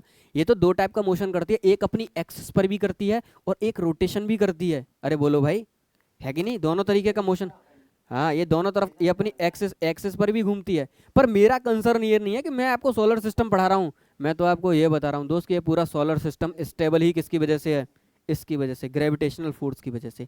अब ये जो ग्रेविटेशनल फोर्स है सोलर सिस्टम पर सिग्निफिकेंट अमाउंट में आता है, पर छोटे छोटे मॉलिक्यूल पर इसका कोई लेवल नहीं होता। पर कभी कभी सवाल ऐसे बन जाते हैं कि भाई हमें इस लेवल की भी नॉलेज होनी चाहिए। तो मैंने क्या कहा कि जो इनर्ट गैस के बीच में जो हल्का फुल्का सा अट्रैक्शन भी है दोस्त, वो किसकी वजह से है? वॉन डर वाल फोर्स ऑफ अट्रैक्शन की वजह से। या वो मॉलिक्यूल जो कम पोलर नेचर के हैं, जो कम पोलर नेचर के हैं, अगर मैं उनके सैंपल्स को लूँ तो उनके सैंपल्स में भी एक सिग्निफिकेंट फोर्स में किसको मान लूंगा? वॉन डर वाल फोर्स ऑफ अट्रैक्शन को। क्या मेरी बात समझ पा रहे हो? यस सर, बोलो वो सर वो सेंट्रीफ्यूगल फोर्स का ठीक है या नहीं? उसको मैं क्या करूंगा? कंसीडर करूंगा। अब गौर से देखना, इस वॉन्डरवाल फोर्स ऑफ अट्रैक्शन को मैंने कह दिया कि ग्रेविटेशनल टाइप का है, मासेस की वजह से होता है, अट्रैक्टिव इन नेचर है। क्या मैंने सारी बातें बोली? मैंने ये सारी बातें इसकी क्या कर दी? बोल दी। ठीक है, क्या ये न्यूट्रल्स मॉलिक्यूल के बीच में होगा? बिल्कुल होगा, है कि नहीं? हीलियम हीलियम के बीच में होगा, हीलियम आर्गन के बीच में होगा, सारी इनर्ट गैसेस के बीच में होगा। अगर मैं कहूँ कि मीथेन के दो मॉलिक्यूल है तो मीथेन के दो मॉलिक्यूल के बीच में भी क्या होगा? यही होगा, क्योंकि मीथेन मॉलिक्यूल कोई बहुत पोलर नेचर का मॉलिक्यूल तो है नहीं। तो वो मॉलिक्यूल जो बहुत लेस पोलर इन नेचर के होते हैं, उन सब में मैं इनको क्या कर सकता हूँ दोस्त? कंसीडर कर सकता हूँ। गौर से देखना, इसकी दो तीन ही एप्लीकेशन लिखा रहा हूँ। अगर मैं वॉन्डरवाल फोर्स ऑफ अट्रैक्शन के मॉलिक्यूल्स अगर मैं आपको थोड़े थोड़े से बताऊँ कहाँ कहाँ पर एक्ट करता है, तो ऐसा मत कहना कि हमें बिल्कुल पता नहीं है। लिख लेना, हीलियम हीलियम के बीच में एक्ट करता है, हीलियम नियॉन के बीच में एक्ट करता है, हीलियम आर्गन के बीच में रिएक्ट करता है, या छोटे छोटे मॉलिक्यूल CH4 के बीच में एक्टिव करता है। क्योंकि ये बहुत ज़्यादा पोलर नेचर के मॉलिक्यूल नहीं है, क्योंकि ये कैसे नहीं है? बहुत ज़्यादा पोलर नेचर के मॉलिक्यूल नहीं है। अरे बोलो, F2 के बीच में एग्जिस्ट करता है। अरे बोलो, क्योंकि सेम इलेक्ट्रोनेगेटिव के एलिमेंट है। अरे बोलो, है कि नहीं? तो इन सब के बीच में क्या मैं कह सकता हूँ? वॉन्डरवाल फोर्स ऑफ अट्रैक्शन एग्जिस्ट करता है।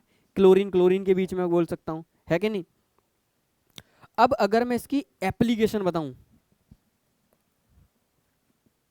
अगर मैं कहूं कि application of,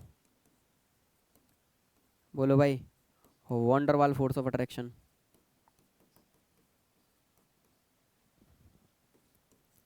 application of van der Waals force of attraction. तो वॉन्डरवाल फोर्स ऑफ अट्रैक्शन की एप्लीकेशन क्या है? पहली एप्लीकेशन लिख लेते हैं, मेल्टिंग पॉइंट और बॉइलिंग पॉइंट, है कि नहीं? पहली एप्लीकेशन मेल्टिंग पॉइंट और बॉइलिंग पॉइंट, है कि नहीं? अगर मैं आपसे कहूं कि melting point and boiling point is directly proportional to van der Waals force of attraction, बोलो हाँ या ना? अरे कोई भी एडिशनल फोर्स आएगा वो मेल्टिंग पॉइंट बॉइलिंग पॉइंट को तो बढ़ाएगा ही। क्या डायरेक्टली प्रोपोर्शनल है वॉन्डरवाल फोर्स के? बिल्कुल। अगर मैं तुमसे पूछ लूं कि इन सब में एग्जाम्पल दे दूं मैं तुम्हें, गौर से देखना, मैंने आपसे कहा write down melting point and boiling point order. अब जब ऐसे सवाल एग्जाम में आते हैं ना, तो जनरली हम लोगों का दिमाग नहीं चल पाता कि अब क्या करें इनमें। मैंने पहला मॉलिक्यूल दिया CH4, दूसरा मॉलिक्यूल दिया C3H6, एक बार देख लेता हूँ, C2H6, C2H6, मैं देखता हूँ क्या पता मैंने एक ही सीरीज के सारे एलिमेंट दे रखो। फिर मैंने लिया C3H8 और फिर लिया C4H10। मैंने कहा इन सब में कंपेयर करो किसका मेल्टिंग पॉइंट बॉइलिंग पॉइंट ज़्यादा, बोलो। मास है तो सर इसका C4H10 का ज्यादा मास होगा, तो इसलिए उसका ज्यादा बढ़ गया सर। Butane, propane, ethane. अब मैंने इसके डायरेक्ट मेल्टिंग पॉइंट और बॉइलिंग पॉइंट का ऑर्डर किस पे बताया, किस पे बेस्ड बताया दोस्त? मास पे, केवल मासेस पे, मॉलिक्यूलर मास। क्योंकि ये बहुत पोलर मॉलिक्यूल नहीं है, तो इसमें जिसका एटॉमिक मास ज़्यादा उसका मेल्टिंग पॉइंट बॉइलिंग पॉइंट ज़्यादा, क्योंकि उसके अंदर वॉन्डरवाल फोर्स ऑफ अट्रैक्शन ज़्यादा। बोलो, अगर मैं सॉल्युबिलिटी की बात करता दूसरी एप्लीकेशन की, तो सॉल्युबिलिटी के कैसे हो जाता? इनवर्सली प्रोपोर्शनल टू, अरे जिसका बॉन्ड स्ट्रांग उसकी सॉल्युबिलिटी कम। ब्रांचिंग ज्यादा हो जाएगी ना इसकी। सॉल्युबिलिटी, तो सॉल्युबिलिटी के कैसा हो गया दोस्त? Inversely proportional to solubility. अगर मैं इसमें सॉल्युबिलिटी का ऑर्डर पूछता तो आप लोग क्या कर देते? रेसिप्रोकल कर देते।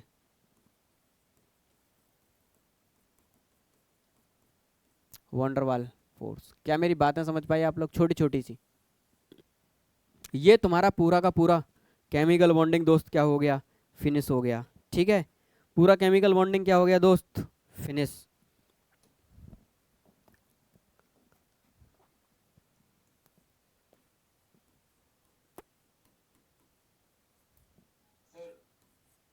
बोल। Chemical bonding finish. देखो मैं तुमको थोड़ा सा रेजोनेंस समझाऊंगा, पर वो क्या केमिकल बॉन्डिंग का पार्ट है ना? वो तुम्हारा केमिकल बॉन्डिंग का पार्ट नहीं है, पर हल्की सी क्या मेरे को नॉलेज होनी चाहिए। क्यों कह रहा हूं आप लोगों से कि आपको केमिकल बॉन्डिंग की थोड़ी सी नॉलेज होनी चाहिए? क्योंकि जब मैं आपको बॉन्ड ऑर्डर पढ़ा रहा था ना, अभी आपने देखा 1.3333 आया, तो बच्चा सोचता है यार ये बॉन्ड ऑर्डर 1.3333 क्यों आया? क्योंकि उस मॉलिक्यूल के अंदर क्या हो रहा था? रेजोनेंस हो रहा था। उस मॉलिक्यूल के अंदर क्या हो रहा था? रेजोनेंस हो रहा था। तो क्या हमको 5 मिनट बात करनी चाहिए रेजोनेंस की? बोलो। मैं उस एग्जाम्पल को ही उठा देता हूं जो मैंने तुम लोगों को कराया। बोलो। भैया BSEPR थ्योरी जो होती है वो हम्म BSEPR थ्योरी हम्म BSPER थ्योरी। ये तो होती है ना वो VSEPR theory. VSEPR theory. VSEPR हाँ, किस में? इसी चैप्टर में वो तो होती है ना सर। हाँ, करा एडिशन में होती है। करा तो दिया भाई। I have already completed that part यार। यस भैया मैं कंफ्यूज हूँ। Resonance. Resonance simply is what? Resonance को हम लोग कहते हैं nothing but delocalization of pi electron. के भाई पाई इलेक्ट्रॉन का क्या होता है? डीलोकलाइजेशन। बहुत गौर से देखना होता क्या है, मैं आपको बहुत शॉर्ट में समझाता हूँ, गौर से देखो। मैंने एक मॉलिक्यूल लिया C double bond C single bond C, और मैंने इस पे लगा दिया प्लस, और मैंने बाकी ये सारी जितनी भी वैकेंसी हैं या बैलेंसीज हैं वो मैंने किससे फिल करी दोस्त? बताओ। हाइड्रोजन से। एक कार्बन 4 से ज्यादा बॉन्ड नहीं बना सकता, इसने भी बना दिया। क्योंकि एक इस पर प्लस है तो बच्चे कितने? 3 बॉन्ड इसके। 3 बच्चे कितने? 3 बॉन्ड। 3 बॉन्डों में एक बॉन्ड इधर आ गया, 2 हाइड्रोजन इधर आ गए, एक हाइड्रोजन चला गया जिसके उसके ऊपर क्या आया? प्लस। गौर से देखना, कुछ ऐसा सिस्टम मेरे पास था। अभी मैं आपको बताऊंगा, एक लाइन में समझ में आएगा। कुछ ऐसा सिस्टम मेरे पास था, और अगर ऐसा सिस्टम था तो ये पाई बॉन्ड हमेशा टूटता है। ये पाई बॉन्ड अपने आप टूटेगा, यहाँ पर नेगेटिव लाएगा, यहाँ पे पॉजिटिव लाएगा, अपने आप ये टूट के इलेक्ट्रॉन सारे कहाँ चले जाएंगे? यहाँ। ऑटोमेटिक फिनोमेना होता है ये। तो इस कार्बन पर बेटा अब क्या आ गया? प्लस। ऊपर 2 हाइड्रोजन थे, वैसे के वैसे यहाँ पे क्या आया? Single bond. अब क्योंकि यहाँ का ये जो नेगेटिव आ गया यहाँ पे, टूटने के बाद नेगेटिव कहाँ आया? इधर। अब नेगेटिव पॉजिटिव ने मिलकर दोस्त क्या बना लिया? बॉन्ड। गौर से देखो, नेगेटिव पॉजिटिव ने मिलकर क्या बना लिया? बॉन्ड। वो पॉजिटिव जो पहले इस कार्बन पे था, गौर से देखो, क्या वो अब इस कार्बन पे पहुंच गया? यही है आपका रेजोनेंस। यही है आपका क्या? रेजोनेंस। क्या आपको मेरी बातें समझ में आ रही हैं? भैया पाई बॉन्ड टूटता है और चार्ज में डिवाइड होता है पॉजिटिव नेगेटिव।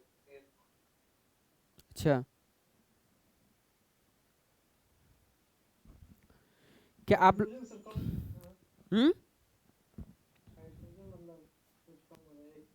बोलो।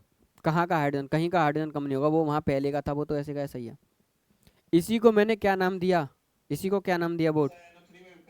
हाँ, सब जगह। अब जहां जहां इसको ऐसा मिला, होता कहाँ कहाँ है? रेजोनेंस देखना गौर से, होता कहाँ कहाँ है? Double bond, single bond. गौर से देखना, डबल बॉन्ड के बाद में सिंगल बॉन्ड, और सिंगल बॉन्ड से अटैच्ड एटम पर, सिंगल बॉन्ड से अटैच्ड एटम के ऊपर अगर मेरा पॉजिटिव है तो रेजोनेंस होगा, नेगेटिव है तो रेजोनेंस होगा, फ्री रेडिकल है तो रेजोनेंस होगा। तीनों केसेस में आपका क्या होगा?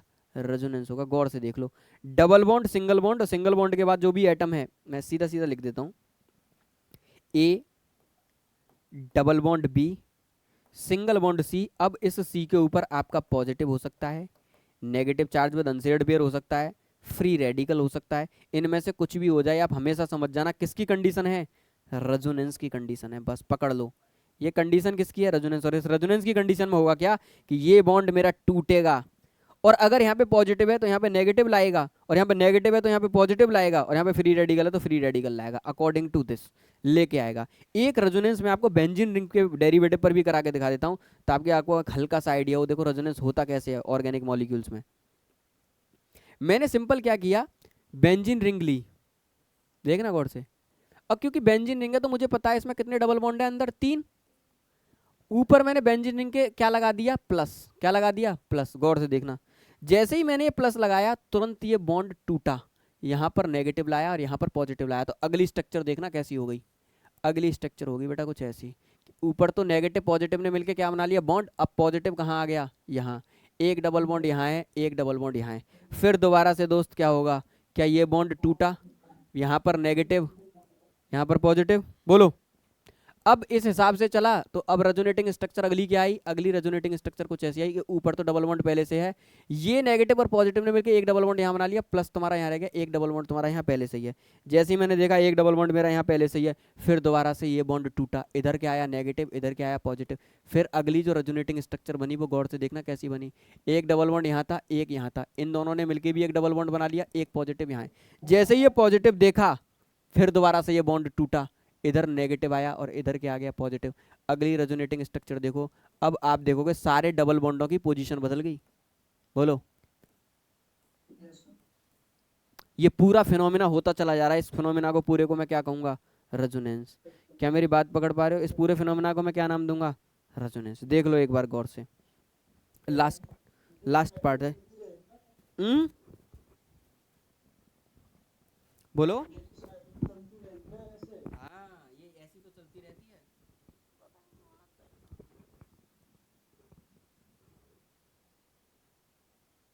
फिर से करेंगे भाई, फिर से स्ट्रक्चर तैयार है। बोलो, अरे बोलो भाई।